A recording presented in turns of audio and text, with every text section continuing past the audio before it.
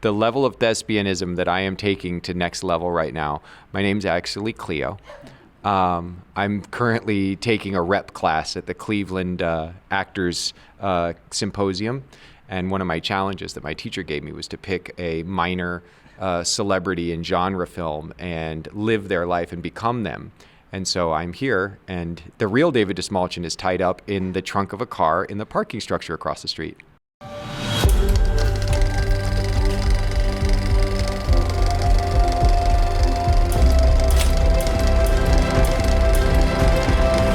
Hi, I'm David Crow, managing editor at Den of Geek, and I'm joined today by the multi-talented, multi-hyphenated David Dastmalchian. Hi, David Crow. David, it's a murder of Davids in here, isn't it? A replicant of David's. Yeah. There's, who's the replicant of who, though?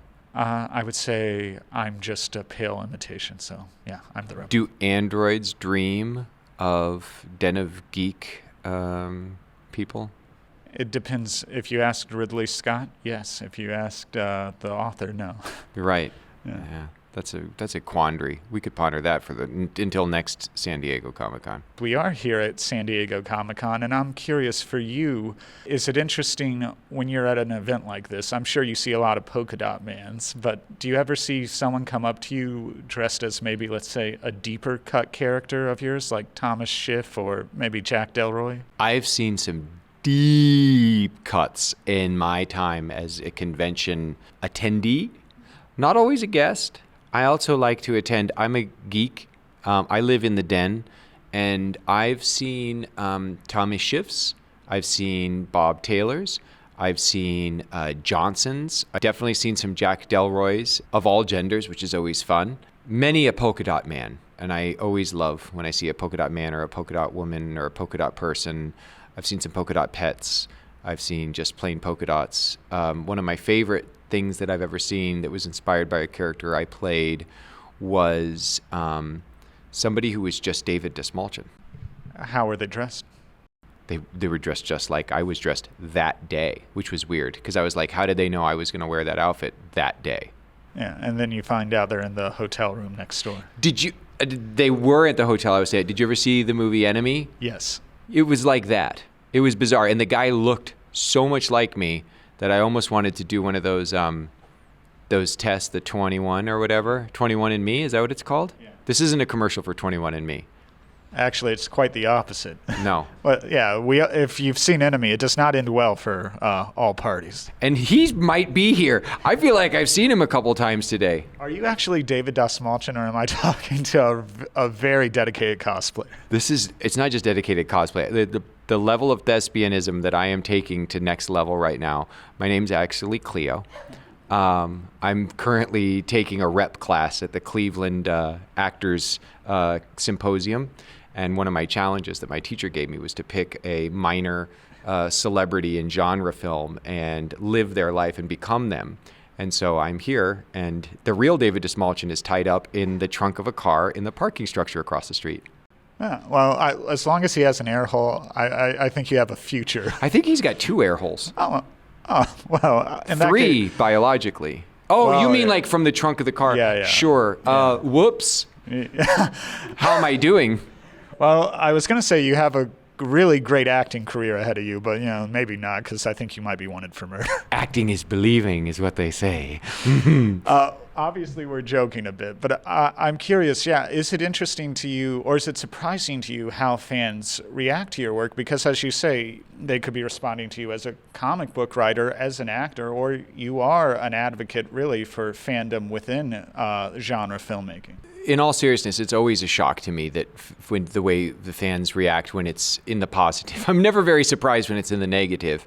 It's a sad state of affairs. I think a lot of us look at the world like that. We're always kind of like waiting, looking for the next negativity, the next like insult or the next criticism, because I think we're always on guard and waiting for that. And it's not the best way to go about the world. So try to just be present and be open to the possibility of whatever being a successful actor looks like. Success to me means telling stories and transporting people in a way that convinces them, makes it feel like the character is authentic, whatever reality they're existing in, and then that they go like, oh my God, that really seemed like it was really happening. And the number of times that happens, especially considering how much genre stuff I get the opportunity and privilege to work within, is one of the greatest, if not next to having, you know, my two beautiful children, the greatest joy I've ever experienced in this earth. Like, how incredible that feels when somebody comes up and is like, I love that character so much. That thing meant so much to me. And it never ceases to shock, amaze, and awe me. And I'm just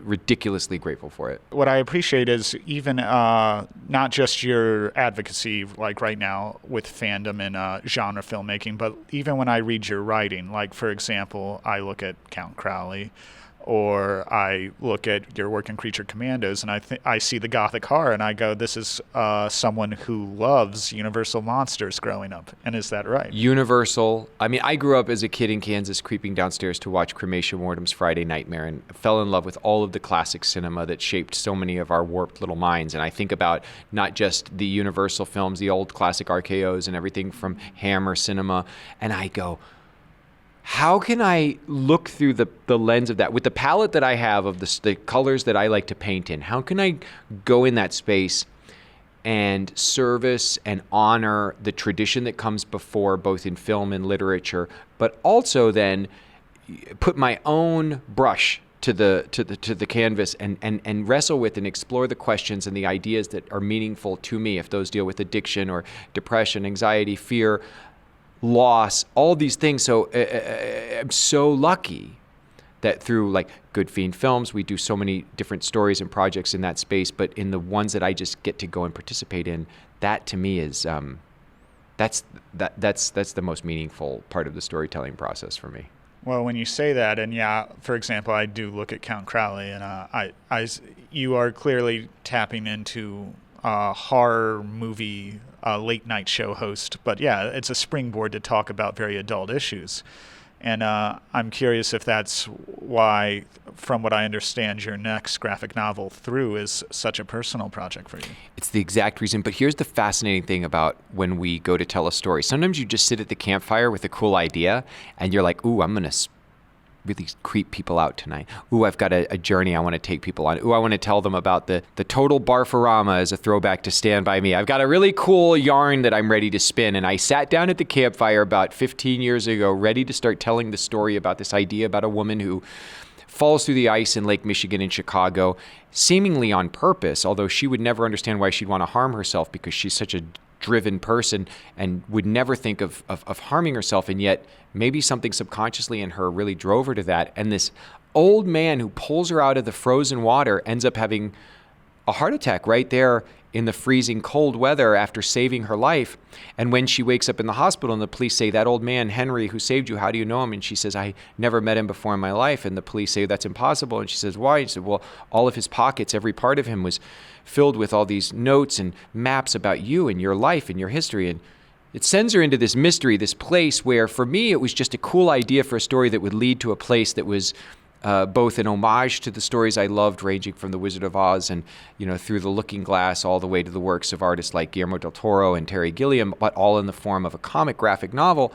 And then the years went by, and I personally started wrestling with the own personal maze, labyrinth, darknesses within myself and all these locked doors that I was trying to figure out how to get the keys to open and get out of these tunnels that I'd find myself lost in here. And the story just became its own organic thing and came to life. And now I get to put it out into the world. And it's really, so I don't, it's like chicken and egg. It's like my own internal struggles and journey and the mystery that I've been trying to unravel about myself. And then the story itself, I thought it was just a cool story. It didn't hit me until almost halfway through scripting how personal it was to me. Well, I think visually, aesthetically, it's just very interesting, like the contrast of the imagery I've seen. It's we're jumping between, the very frigid, very cold, bitter Chicago winter and a world of artifice. And I'm curious, is that a juxtaposition, maybe even a conflict you struggle with, which is maybe a cynical, sober-eyed view of the world versus something a little more rose-tinted? You're close. So there is this massive juxtaposition between the exterior, the presentation, the David who's here being witty and trying to, come up with some good stuff to say to you and hopefully look presentable on camera. The guy who is trying his best to feel authentic and purposeful and be as real as I can be in front of a crowd of, strangers and who knows watching, and wanting to be as real as I possibly can be. And then the guy who's inside. If any of us were evoking or speaking out or giving voice to some of the stuff that's going on inside of us at any given moment, we'd be in the padded room in 5 minutes, right? There's nothing wrong with that stuff that's inside. So finding the bridge between those two places, to me, in creating the most stark difference with Alex, who's the hero character in Through, living in modern day Chicago in the midst of a frigid Chicago winter that's covered in ice with all these tiny little fractaled, icicles and frost windows, and this microscopic world that lives within, that lives between the cracks, that lives between the lines, that lives between our ears, that lives inside of us. That world, when she goes within and she gets lost in this world Through that's been constructed for her for reasons she doesn't yet understand. I wanted them to look and feel so different, but as the story continues, we start to see there is tendrils of something that connect the two, and they start to seem and feel much more similar. And you realize maybe for all of us, the internal and the external are actually one. We're talking so much about your writing, but I also want to talk about your acting, because I know you're here right now. Acting. This is a performance. And remember, I came from Cleveland. David's in the trunk. Yeah. Sorry, go ahead. Wonderful performance. But seriously, I do want to talk about Dexter Resurrection, which I know you're here to discuss. And I have not seen your episode yet, but I understand you play someone named the Gemini Killer. You're missing out. You need to get to that episode immediately. Well, I don't have. You've never seen. You don't have what? I don't have access. I'll see it when it premieres. It premiered today, and I think whatever interviews you may have been participating in today were not nearly as important as saying, "Guys, stop! Somebody pull up Paramount Plus. I need to watch Dexter Resurrection episode 4." Well, I do just want to say though, you are playing the Gemini Killer, and yes. First, I have to ask again, gothic horror enthusiast that I am, is Exorcist 3 at all a point of reference there? Dude, I love that you pulled Exorcist 3 out of your hat. That is, that's a Exorcist 3 is actually a very, very scary, great film. I love it. But no, it was not. What was, to me, the track of Gareth, who is the Gemini Killer, was more in line with what I imagine could have happened with a couple clicks to the right of Catcher in the Rye and Holden Caulfield. That I took a lot of inspiration from that character and that story, and I thought a lot about, because as you'll come to learn, the Gemini Killer earned the moniker the Gemini Killer because he kills in pairs, and it's actually pretty freaking brutal. I think it's very unnerving, hopefully, to the audience, but it certainly is to Dexter, that here's a person who finds people who love one another. Like, he takes this couple, murders them, but then poses them as a pair, father and son, twins, lovers, parent and child. He kills in pairs and then poses them together. And there's a duality in that, and there's a whole, oh, dude, oh my God. If you're a fan, if anyone watching this is a Dexter fan, when you get to the reveal of what my secret is and the effect that it will have on Dexter, I think it's going to hopefully blow a lot of minds. Can you say if there were any real-life inspirations? I'm hearing a little bit maybe of the Florence Killer in that. I was looking up stuff as I was prepping for it. I also thought about the presentational style of certain serial killers, like more classic, so The Ripper, obviously. I was like thinking about the way that you splay out a victim, and you're leaving a tableau for whoever's going to discover.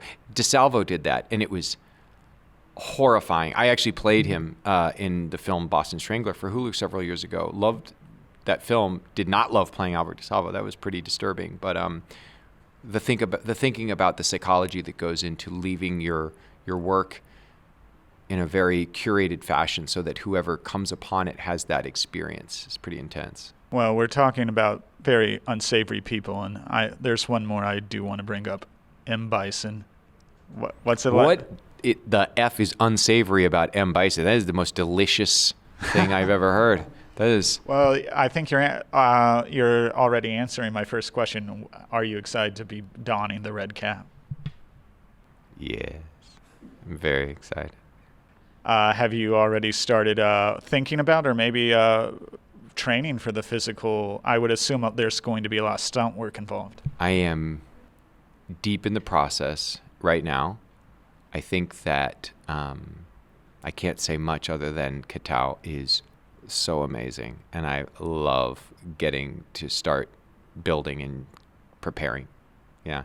Are you looking at all at Raul Julia's pretty iconic performance? I don't have to look at it. It lives in my brain and my memory. I always have looked to Raul Julia as someone whose work was very important to me. So having seen that film when it came out, and since, he's there. I mean, his inspiration and influence on me with what performance I'll be giving with this role, but other roles also, it isn't just his performance in Street Fighter, to be honest. Like, he has an impact on me across the board in his whole body of work. And I'm not going to say that it isn't intimidating when someone that gifted has taken on a role and given such an incredible performance.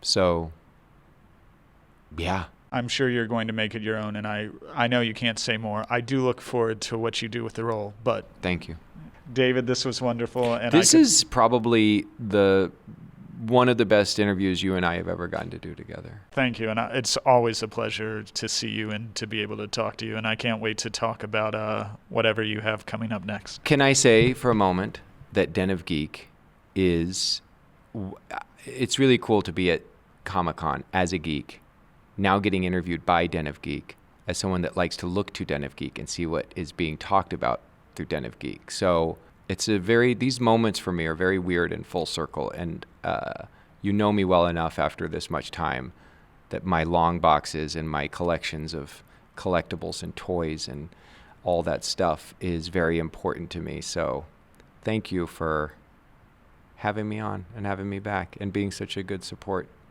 Genuinely, I'm speechless. Thank you. And yeah, it's always a pleasure to be able to speak with you. Thanks, man. Thanks. Cheers.